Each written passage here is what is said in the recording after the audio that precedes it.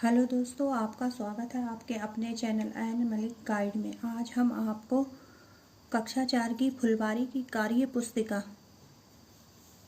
का पाठ पहला हे जग के स्वामी कंप्लीट कराएंगे।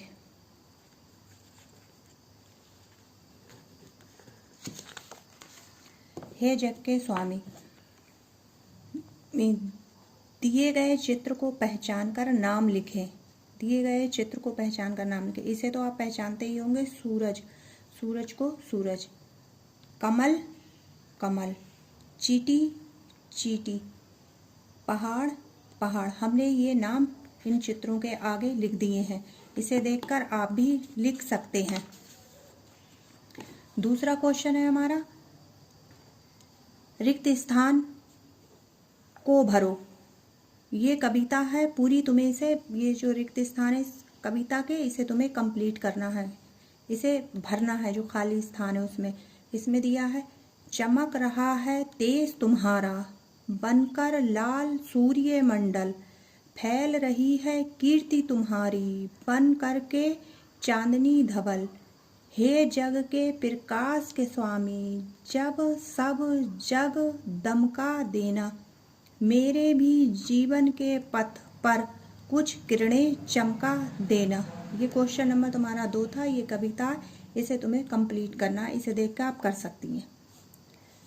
हमारा क्वेश्चन नंबर 3 है, समानार्थी शब्दों का मिलान करें।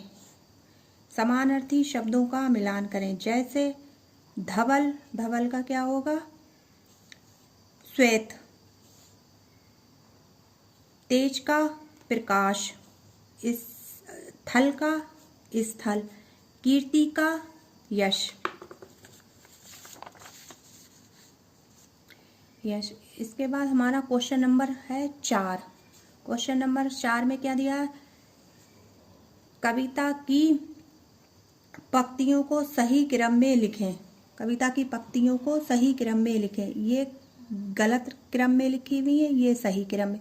ये गलत क्रम में लिखी हुई है, आपको इसे देख के सही क्रम में लिखना है। जैसे हमने लिखा है, बन करके चांदनी धवल, फैल रहा है कीर्ति तुम्हारी, फैल रही है कीर्ति तुम्हारी, चमक रहा है तेज तुम्हारा, बनकर लाल सूर्य मंडल। अब ये गलत क्रम में लिखा, आपको इस तरह सही क्रम में लिखना है। जैसे चमक रहा है तेज तुम्हारा, बनकर लाल सूर्य मंडल, फैल रही है कीर्ति तुम्हारी, बनकर के चांदनी धवल। यह हमारा क्वेश्चन नंबर था 4। अब क्वेश्चन नंबर 5, सोच विचार कर नीचे लिखिए। कविता में किन किन स्रोतों से प्रकाश के मिलने की बात की गई है? कविता में सूर्य मंडल, चांद की चांदनी और तारों से प्रकाश के मिलने की बात की गई है। यह हमारा क्वेश्चन नंबर 4 था। अब हमारा क्वेश्चन नंबर 5। क्वेश्चन नंबर 5 में हमारा क्या है? कविता में किन किन प्राकृतिक चीजों की बात की गई है? कविता में किन किन प्राकृतिक चीजों की बात की गई है? कविता में सूर्यमंडल, चांदनी, तारे और प्रकाश की बात की गई है। ये सब प्राकृतिक चीजें हैं जो हमें ईश्वर ने प्रदान की हैं। चांदनी, तारे और प्रकाश।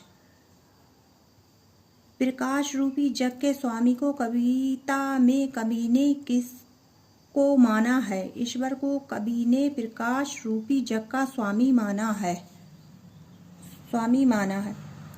पर्यायवाची शब्द लिखिए। पर्यायवाची, सूर्य का हमें पर्यायवाची शब्द लिखने हैं, जिसमें सूर्य, पानी, पृथ्वी और पुष्प हैं। पुष्प दे रखा। सूर्य का होगा रवि, दिनकर, सूरज।